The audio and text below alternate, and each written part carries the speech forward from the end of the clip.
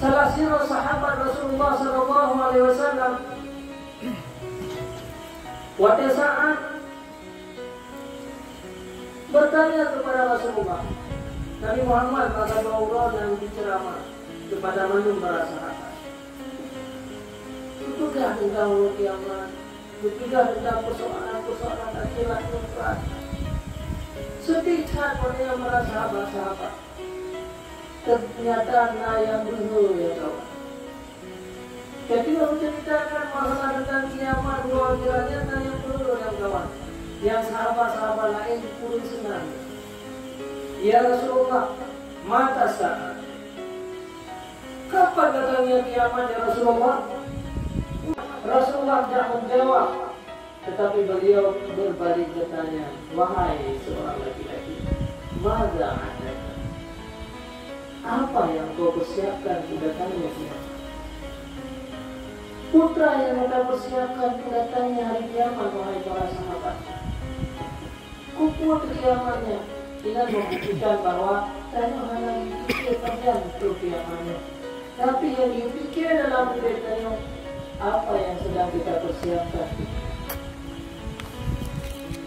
Kemudian lelaki itu menjawab, ma'adatu bika salati shalah ya Rasulullah. Aku tidak mempersiapkan diriku dengan banyak bersembahyang. Wa ma'adatu bika salati syam. Aku tidak memperbanyak diriku dengan banyak dengan banyak berpuasa ya Rasulullah. Aku tidak banyak naik haji, tidak banyak umrah, tidak banyak sedekah, tidak banyak kebaikan-kebaikan. Walakin adatu hubballahi wa rasulih.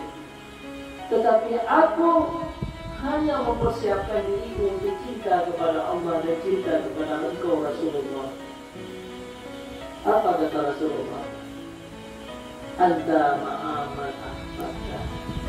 Wahai pemuda, wahai sahabat, kata dengan akan dibangkitkan hari akhirat beserta siapa yang kamu cintai.